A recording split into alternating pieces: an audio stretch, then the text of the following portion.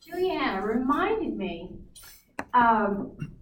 in certain places, and it especially began in New Mexico and obviously in Arizona at the Grand Canyon, the Fred Harvey Company realized the great opportunity for tourism in those states. Kansas, not so much. But they recognized that, and so they began to build, although there were hotels in Kansas, I don't want to slight them, they began to build luxurious hotels next, with the Harvey House, adjacent to the depot. And one great opportunity in the mid-90s, a couple from California bought a terribly deteriorating Harvey House in Winslow, Arizona, La Posada. And it's right on the tracks. It's beautiful, and they restored it. Tina and Alan Affeld.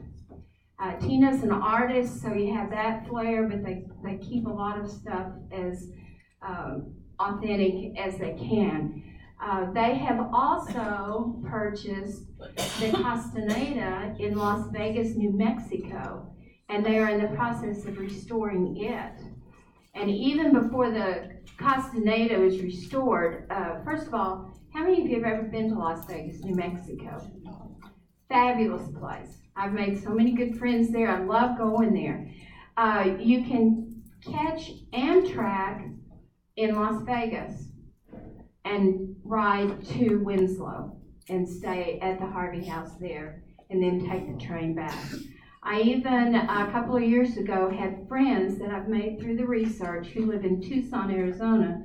They drove from Tucson to Las Vegas, New Mexico. I drove from Post and met them there, and we took the train to Winslow, Arizona. And it's just a great trip. And the Affelts have done a wonderful job with that La Posada.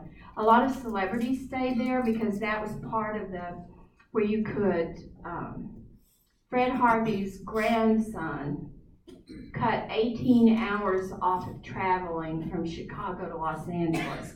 You flew from Chicago to Winoka, Oklahoma. Then you got on a train and went to Winslow, Arizona, which had one of the longest runways at that time. Lindbergh stayed there, and so you would get on a plane there and fly into Los Angeles. So it's got a lot of history. And of course I mentioned the ones in the Grand Canyon. So there were those hotels, there are just so few of them that have been preserved.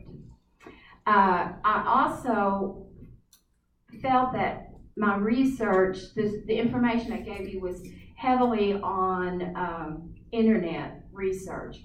But when you go to museums or libraries, or if there's information in books, then I make copies on just a regular copier machine or on a printer of the pages that I want. There is also a scanner that is like this wide and 12 inches long that you can charge and take anywhere. And it just takes a second. You just run that scanner over the page and you have a PDF of it, or a JPEG. And the last one I bought was like $79, and I have used that like crazy. And some museums will let you do that, and they don't charge you a use fee. Some don't know what you're talking about, and they're kind of scared of it. They're like, you're going to take my whole library away, so you can't use that. But that's another very good tool. And this gentleman, I think he left, but he reminded me of that because he does most of his research in books in his own library. Wouldn't that be nice? I need to find out a little bit more about that. I also want to mention, the Fred Harvey Company has so many facets to it. A man named Stephen Freed wrote a book called Appetite for America. I think it was published in '09. And he has some Harvey girl stuff, but he's heavy on the family. And they were like the Rockefellers. These people had so much money and just kept developing different industries and all. So if you're more interested in that. One thing that Mr. Harvey did with the Santa Fe is he could ship employees, supplies, and foods on the train for free. So I had a Harvey girl I interviewed who worked in Slayton, and she said that for lunch in Slayton, they would serve rainbow trout from Colorado that had just come in on the train. And they would ice it down. They had canvas laundry baskets, and they would ice the fish down, put it on the train, and send it down the line. They organized the menus, so if you were traveling a long distance, you didn't have the same food at every Harvey house. You had different, and the menus all came from Kansas City. They were very hands-on. He would use local people for produce and dairy products if they met his standards. So he was good for the local economies as well, besides bringing all these women to marry and stay in the town, and they're the ones who taught art lessons and organized quilting bees and Sunday schools. And I wrote an article for Texas Highways, and that was their title, was Who Really Civilized the West. It was the Harvey girls. All right, so those are just some little tidbits. If you're doing interviews, if you can at all record them, don't depend on your notes, because the key to a good interview that's going to get you good information, deeper information, is for you to be listening. And it's so hard to really listen when you're trying to take notes. So if there's any way you can figure out, and of course there's apps for your phone, I can't remember the name of the one I use, that records telephone interviews. So it's easier to do that now. And I just think that's very important, because the main ingredient for a good interview is for you to be able to listen. Because then when someone says something like, well, we never talked about that in my family. How many of you have heard that? Yeah. Yeah, certain generations, that was very... So instead of letting that pass, if you're really listening and you say that, say, well, tell me how that felt as a child. You know, did you have questions? Were they ever answered? And so that reveals that person's personality. Because often we'll say an answer really to kind of just shut it down. And so that digs a little deeper. So that's what you want to do in an interview, is not just take what they tell you. Take what they tell you and ask deeper questions. And if they say, and I don't know why this comes to mind, I loved, because Daddy gave me a Mustang convertible when I graduated from high school. And I loved riding around in that convertible with my friends and the music. We loved music. What music was it? Who do you remember? Then, when you put that in your book, and see, with interviews, the way I feel about interviews, those people are writing your book for you, because you're going to quote them. So you don't have to make up the words. You use their words and transition it together. So then when you start to write the piece with the information about that person, find the lyrics to that song and put even just 4 lines of it, and see how much deeper that makes your story. So then when your reader's reading it, they just learn so much more. Yes, sir? Do you have to get permission or licensing to pay a licensing fee to use some lyrics? No, not if you attribute it, as long as you don't pass it off as your words. So if you put 4 lines in there, you know, you have your notation like you would on a photo, the name of the song and who wrote it. That's the key, is to not pass it off as your work. Yes, ma'am? Also, you can quote more of lyrics than you can of poetry. Don't know why. Oh, really? I came across that. That's good to I checked it know. out with a lawyer, but That's good to know. You can quote lyrics more freely than you can poetry. So I think those are the main things about interviews, just to be real observant. watch their mannerisms, if you're in person, their facial expressions. If you're on a subject and they seem a little uneasy, if you'll make a note of that, then when you're writing it, you don't say, well, Bob was real uncomfortable with my interview, but here's what he said. But you're able to say, this subject is sensitive. You know, there's a way to convey that, which comes to, and then I'll tell stories, Lynn, manners of writing nonfiction.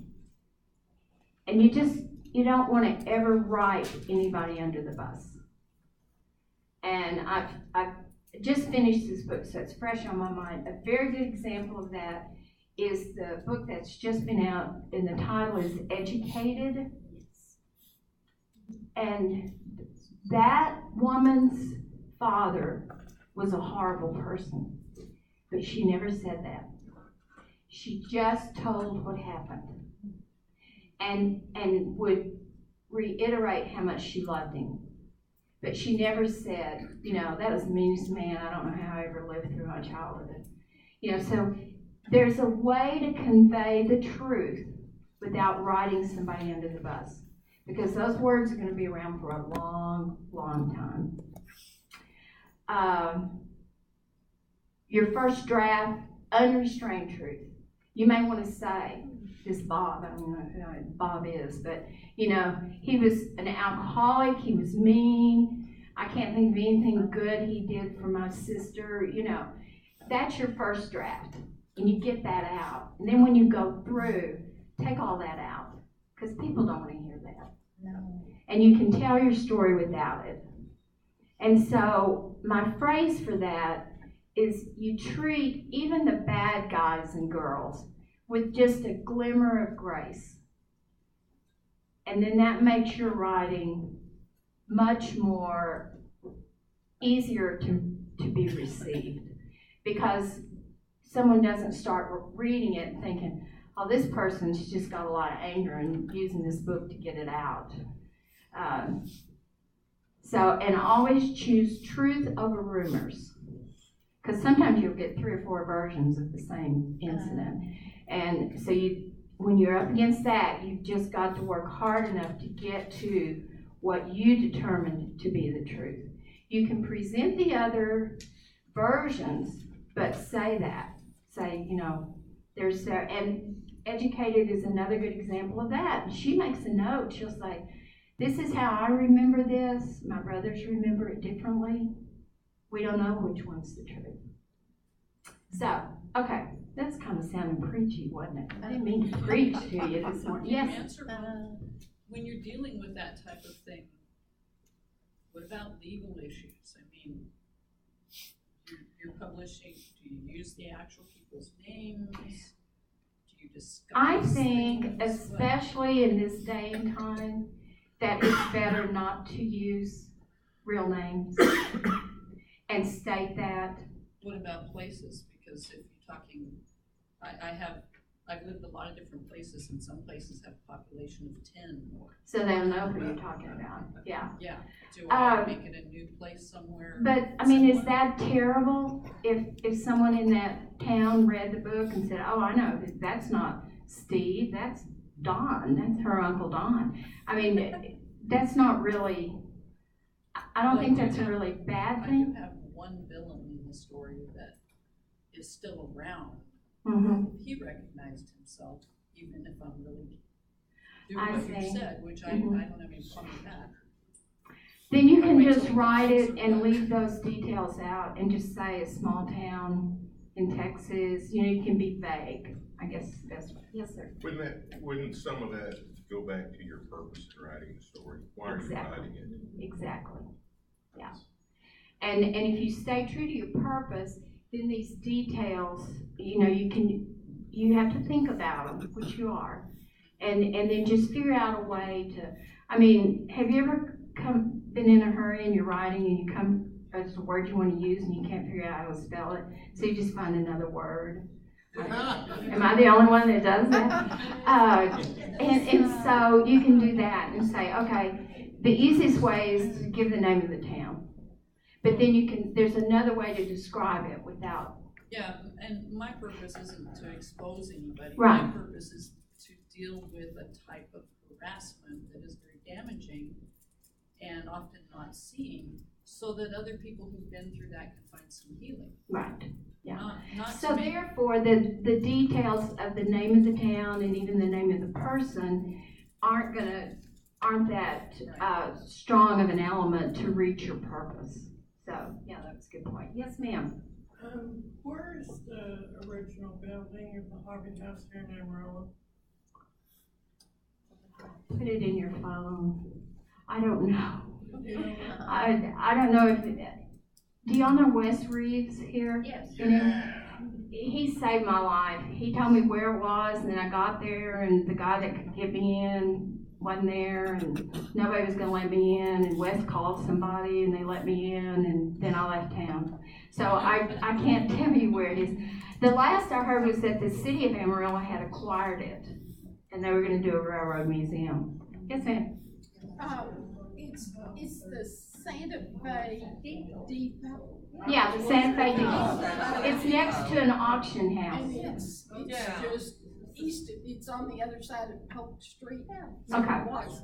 That is not the Santa Fe Depot.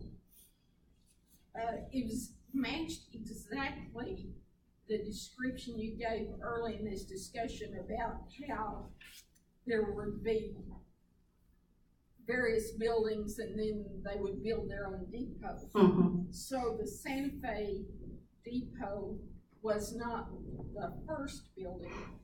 Right. It was the, several different train lines, including Santa Fe, shared a building, and they did have a restaurant, and in fact, there was a building right next door. So those predated the Mm-hmm. Santa Fe building. The building One now. day, Yeah. Santa Fe built its own building. Right. And the that's dining one room's that's still there, and the stained glass windows, I remember it was a good deal, so. Is that where where the Madam Queen is? That engine? Madam Queen's been moved, so it's not down there. I started to say, I think it's in a different place from the last time I saw it, so I don't know. They had moved it, but I thought that's where they moved it to. I don't know. And you know, I read that's that, but I a don't know. troublesome thing to me that, you know, things change, so the information in my book is already outdated, you know. If I were inclined to go back, which I guess I might at a point, because we have print on demand now, you can go back and make additions and make changes, but I don't know. I don't know if I have patience for that. All right, Linda wants to hear some stories, so. I talked about the kitchen staff, and that's a whole story unto itself. A lot of men would work in the Harvey kitchen until they were old enough to get hired on by the Santa Fe. And then there were Harvey guys, that I call them, that would transfer just like Harvey girls. You know, they'd work in Slayton, and then they'd get to go to Albuquerque, and if they were good, they had a salad boy or a salad girl, an ice cream boy, because they made homemade ice cream. And then they would have the vegetable boy that got the stuff ready for the stew or whatever the chef was cooking. So in Slayton, Joe Tate worked in the kitchen at the Slayton Harvey house. And from looking at pictures, Joe might have been as tall as I am. Might. So when he finally got old enough to, first I have to tell you, the pictures in these books, which the Harvey Company, that's another facet of them, they were wonderful with they had a photographer that would go to sites and line the staff up and take pictures, so I have access to all of those, or most of them.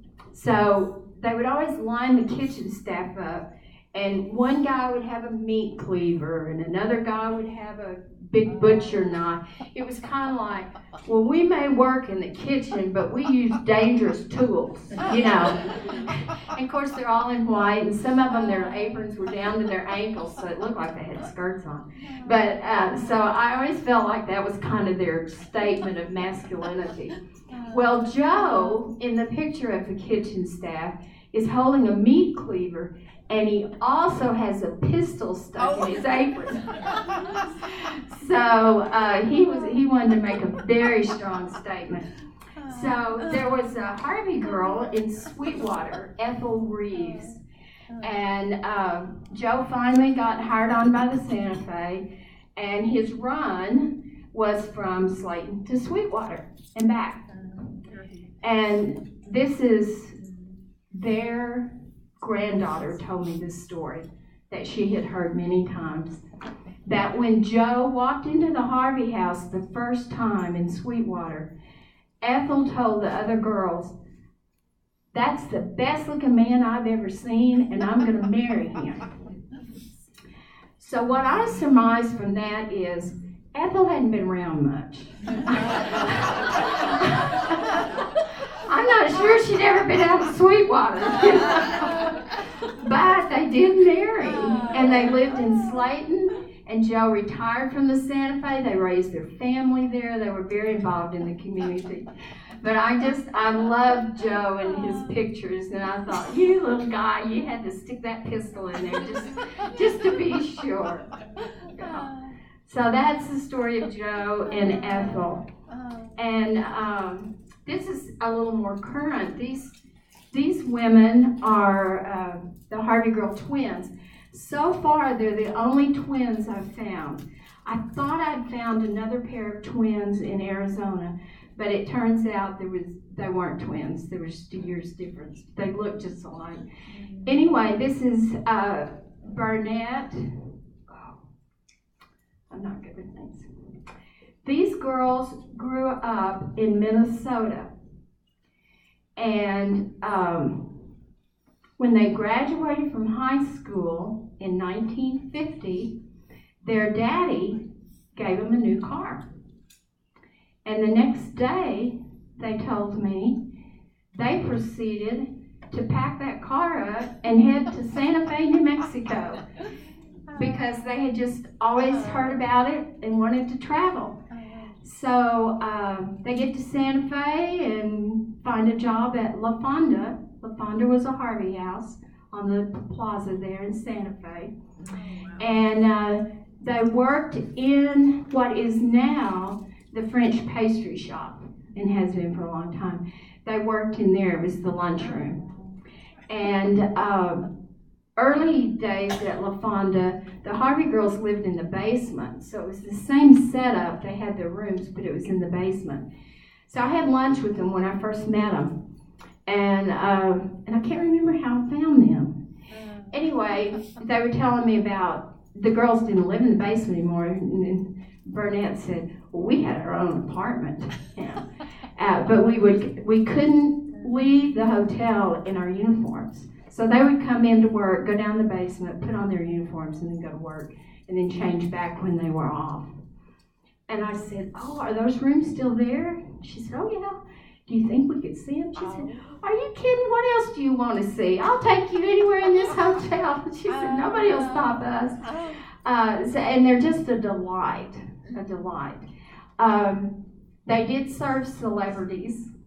And Burnett tells me, that's probably why I can remember her name and not the other one, because she does most of the talking. She said that one day she was serving lunch, and she walked up to a table and hadn't looked at the person that was sitting there, and she just said, you know, have you decided, sir, what can I get you, sir? And she said, this man looked up at me, and his eyes were so blue. And he was so handsome. She said, my knees went weak. And it was Glenn Ford, the actor Glenn Ford. And she said, I didn't know who he was. And then I got behind the counter, and one of the other girls said, do you know who you were waiting on? And so they all got excited. Another story is, I can't remember. I time to look up her name. The other twin had a boyfriend, Gus. And I don't know what Gus did for a living, but he made good money. And are y'all looking in the book for me? Thank you. There's a picture of him. So Gus had a Cadillac convertible. And Burnett said that there was Beverly and Burnett, yeah. So Beverly's boyfriend was Gus. And there was a cantina that at that time was on the edge of Santa Fe. And she said it wasn't horribly wild, but it was wilder than in town. And so on the weekend when they'd get off work, she said Gus would pull up. We'd go change clothes. Gus would pull up in front of La Fonda, and we'd get in the car with him. We'd go out there and party. And one evening they were doing that, and this fellow walks up and said, "Where are y'all going?"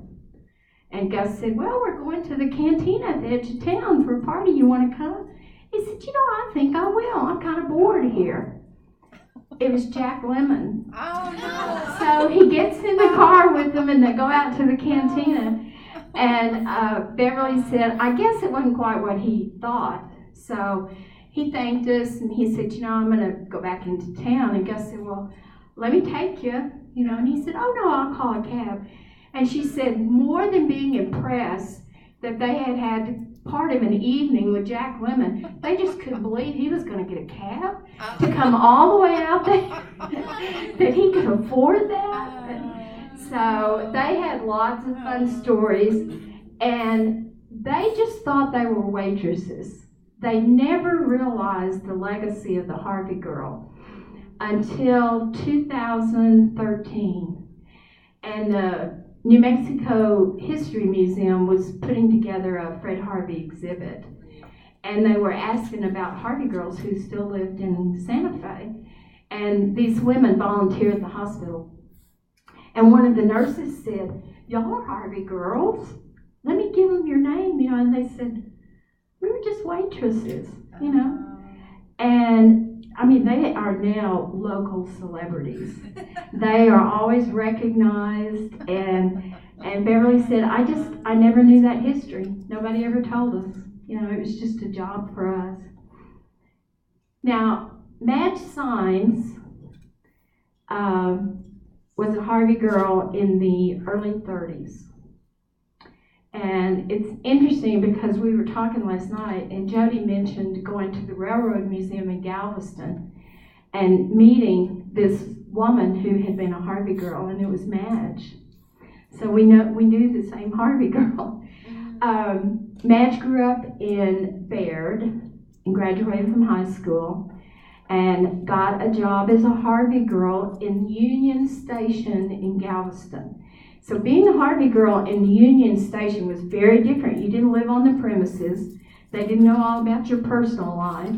And at that particular one, there were also passengers who would come in on ships would come and eat at the Harvey House. And she loved telling about serving Mr. J.C. Penney. She said he always wanted to be at my station.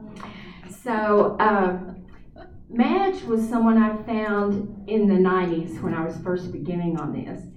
And she still thought that long distance calls were cheaper before 7 a.m. So if my phone rang at 6:30 a.m., I knew Madge had found another story or another picture. She was so vivacious, and she loved having been a Harvey girl and was very proud of what she had done. And one story she told me was that after 6 months, you get a train pass to go wherever you wanted to. And she said she was so homesick. So she's headed to Baird. And people on the train are talking about the state fair in Dallas. So she's thinking, I'd like to go to the state fair. I've never been. So she gets off the train. She said it was around 10 o'clock at night. And after she gets off the train, she's standing in the depot, and she realizes she has nowhere to go. She has no idea what she's going to do or where she's going to spend the night. She'd never thought of that. So she went up to a policeman and told him her story. And he said, I'll be off in just a short while, so you just wait on the bench there, and I'll just take you home with me, and my wife will feed you. And we've got an extra bedroom, and then I'll bring you back to the fair in the morning. And she did it. And can you believe that? Wow. That's what I mean, that these seemingly very common stories tell us so much about the history of the time. So she stayed with them, and she said it was just a lovely couple, and they were just so nice to her, and he brought her back to the fair. And she starts going through the fair, and she gets to the Southwestern Bell telephone tent. So now, see, Madge has had a thing about telephones her whole life. This tells you. So she goes in and puts her name in the pot to win a long-distance telephone call. And she wins. She didn't have anybody to call. Her family didn't have a telephone. But she remembered when she went to Galveston, her mother gave her a little piece of paper with a cousin's name on it, and he was in the military academy at San Marcos. And her mother thought if she got in trouble, she could call that cousin and get some help. Now, those of you who are mothers, you know that does make you feel good. If there's somebody within 100 miles of where your child's going, you think, oh, good, they'll get help if they need it. So she calls his cousin, and she said, I guess it was a phone like in the hall, and somebody answered, and finally the cousin gets on the phone, and she said, he didn't have a clue who I was, and my 3 minutes was up. So Madge was a stellar Harvey girl. She contributed a lot to preserving that history. Okay, let me get into this. Could I ask a question before you start a new topic? Something I've heard you mention twice. No, it's just a point of information. Okay. You mentioned La Fonda, Uh-huh. and years ago I've been there, and another one was called La Posada. Yes. Okay. Did all the Harvey houses have another name? Yes. That's something. When there was, most of the time it was when there was a hotel. And they usually named it after some Spanish conquistador, or there was some point of history how they chose the names. Usually it was called a Harvey house when it was only the restaurant and didn't have the hotel. And some of those were originally called Santa Fe eating houses, but the Santa Fe couldn't run the restaurants, and so even after Harvey took over, they didn't put new signage up. So you'll see some vintage photos that say Santa Fe Eating House. But where there was a hotel, they were given these fancy names. Okay? Thank you. Sure. All right, this is Belle Ruthven, Ruthven, Ethel Willis. And she grew up, and I'm going to read this just quickly, because I love where she was born. She was born north of Las Vegas, New Mexico, in a mining town called Bright, New Mexico. And she came to Las Vegas to work at the Harvey house there at the Castaneda. See, and it was called the Castaneda, but it had the lunchroom and the dining room in it. Some of the larger hotels and restaurants had a bar. The one at El Paso had a Union Station that had a Fred Harvey bar, a Fred Harvey barber shop. Their curio shops were big deal because Mary Coulter, who's a whole nother story, brought in a lot of she was the mother of Southwest decor. She's the one who negotiated with the Native Americans to use their pottery and their blankets, and that's a very cool story. She was very fair to them, and they felt they were all part of that development. So, and this woman with this long name was called Ethel. That's what they call her.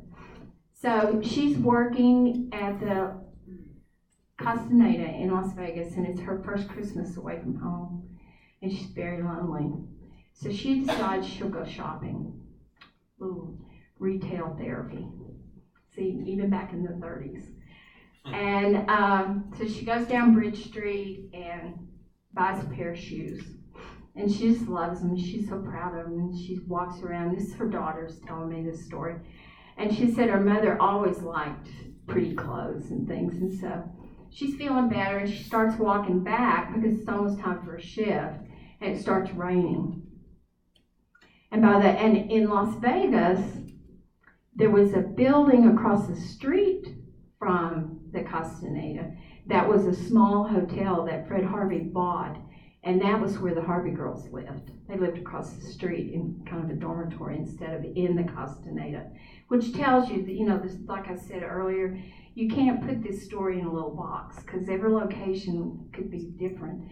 So she gets back to the dorm, and as she starts to try to take her shoes off, they just fell apart.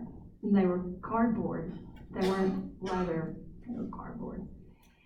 And she said she just sat in the floor and cried because she was so lonely, and she had spent almost all of her paycheck on these shoes. But she told her daughter, she said, I had people to feed, so I just put on my uniform and got dressed and went over and went to work.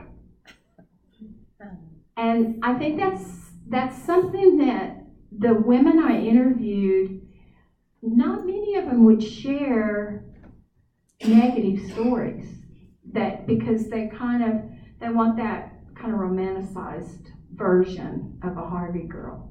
There were a few that would talk about that they cried themselves to sleep every night for months. And, because they were just so lonely. They weren't always treated well. Most of the Harvey managers I hear good stories about, but not all of them. And then, that cowboy ran off with somebody else. And, all those things that happen. And then I'm going to share one more. I do want to tell you, because Linda had asked about how I find people. While I was speaking earlier, I got 3 emails from Bill Orr. I don't know who that is. And he said that he had learned I was writing a book, and he has sent me photos and his story. And he was a busboy at El Tovar in Grand Canyon. Wow. So, yay! Maybe 1,000 words. Yes. Were they open 24 hours? They were open 24/7. Yes. Wow. Because some trains, their schedule was to come through in the middle of the night, and then there were always delays. The trains were rarely. And the way they would feed them is the conductor would go through the train certain miles out from the town and ask if you want to eat at the Harvey House, here's what the entree is. And he would take the orders and they would telegraph it ahead so that they could start in the kitchen. So that as soon as the passengers got into the Harvey House, they got them a drink and they could feed them because the train was usually only there 20 minutes. Although word is that if they weren't through eating, they held the train. And the cup code, which is another fascinating thing, the Harvey girls had to learn a cup code, and that's where the custom came that if you're at a restaurant and you don't want coffee, you turn your cup upside down. It started in the Harvey houses. They had a cup code, and if the cup was upside down, that person wanted milk. If it was on the kind of leaning on the side of the saucer, they wanted hot tea. If it was straight up, they wanted coffee. It was a code, so the drink girl would come along and ask them what they wanted to drink and do whatever with the cup. Then when the waitress came, she automatically knew what drink to give everybody. Isn't that clever? Wow. That's great. I told you, this could go on for a long time. Lots of stories. I want to share Edna Ortega's story. And I can't remember the years that this was. Okay, during World War II, 16-year-old Edna Ortega was looking for a summer job and saw an ad in the Clovis newspaper for a cashier at the Harvey House. Many years later, when she was 85, is when I interviewed her. And it was a pretty long interview, so let me just skip over here. She said, I loved my job, it was a good job, and the others I worked with were nice. I liked it because I wasn't under my mother's thumb. It seems the young girl had a stubborn streak that almost caused her some trouble. Another older Harvey girl invited Edna to go to Fort Sumner, 60 miles away, to a dance.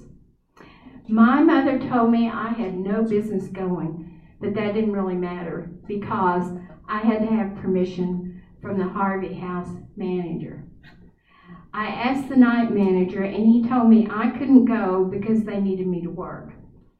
I hadn't had a day off in a long time and I thought I deserved a little time off, and I went to the dance anyway. On Monday morning, when Edna returned to work, the manager told her she no longer had a job. I felt bad but didn't say anything. I thought he was right and he was the boss. I went home and got some boxes and went back to the Harvey House to pack my things. So here is a local woman who was hired to work at the Harvey House. So it was after there were enough people in these towns that they could hire locally as well as from other places. So she went home and got her boxes, went back to the Harvey House to pack. Someone knocked on the door and in walked Mr. Bach, the main manager. Mr. Bach asked Edna to tell him what had happened, and after she explained, he told her he thought she had learned her lesson. He told me I could stay if I wanted to, and I didn't have to think long. He gave me my job back, and I didn't have a good time at the dance anyway.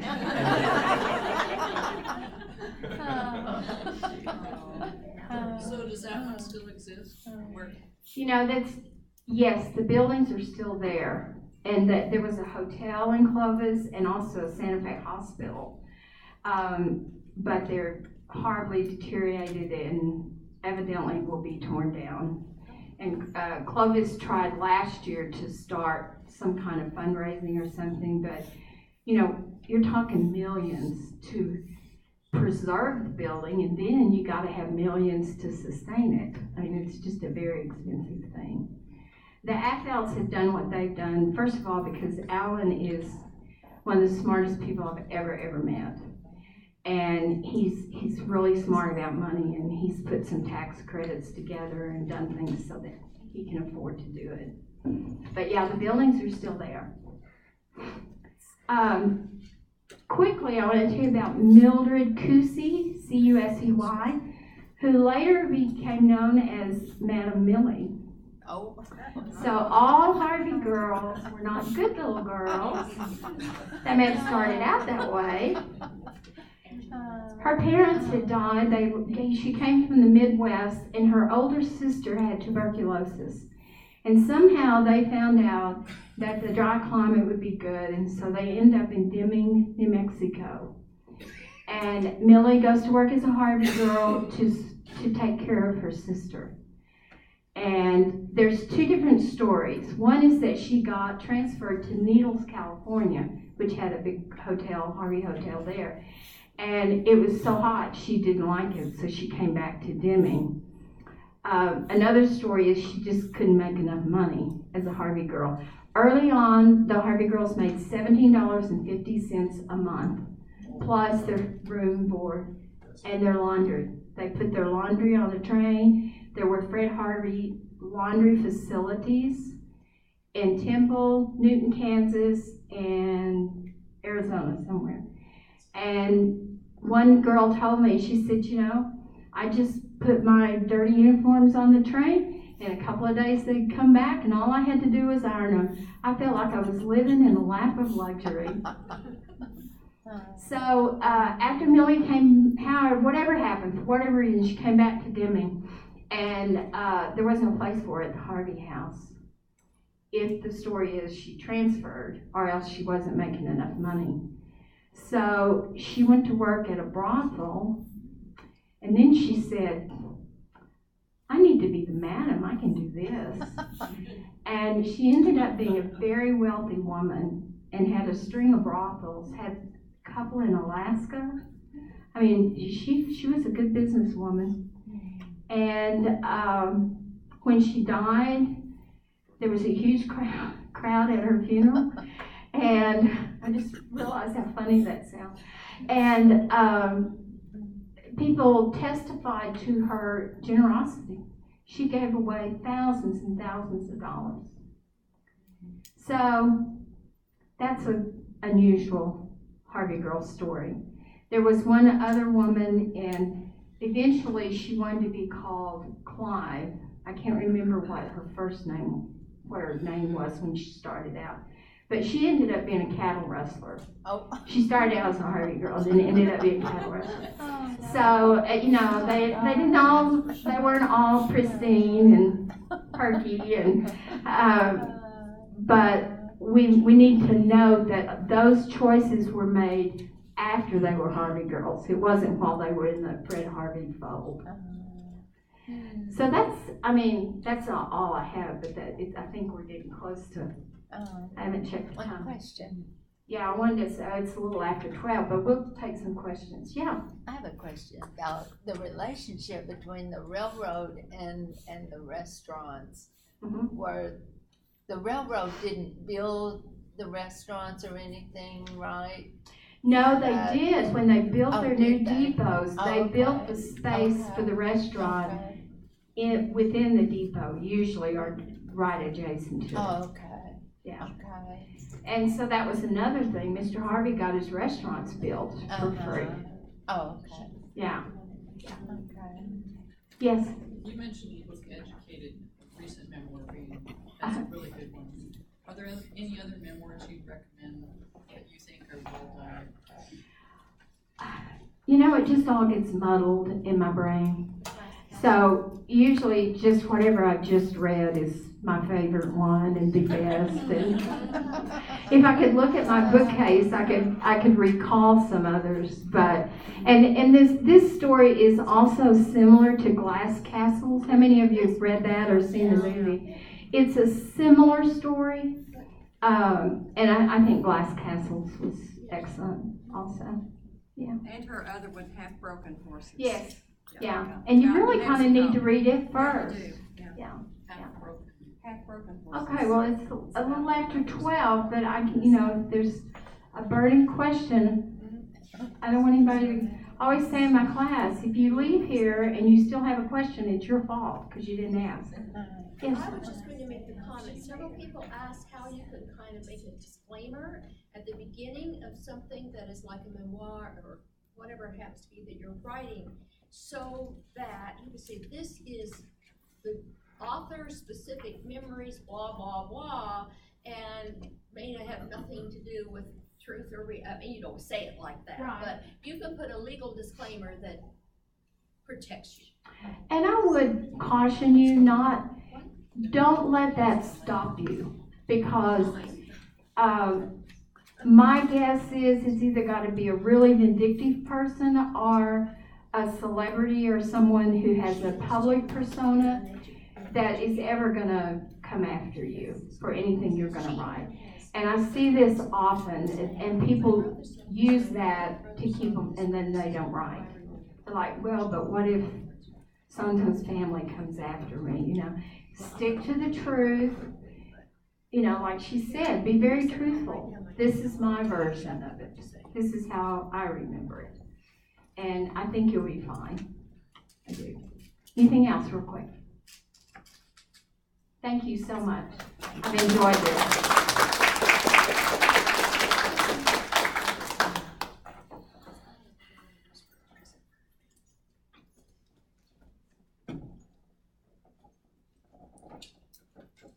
That was fabulous. That was fabulous. Now, I want to be a Harvey girl. You were so good. All right, we're about to do our drawing, so if anyone else wants to put any tickets in the raffle, this is your last chance. All right, don't all rush at once. All right, let's draw. Okay. Bree, here, Bree, pick me a back, pick me one. Just one. Okay. This is for Chicken Soup for the Soul, and the author is willing to sign this if you want him to. And the ticket number is we just need the last four. 6202. It's the last four numbers. Is that yours? Okay.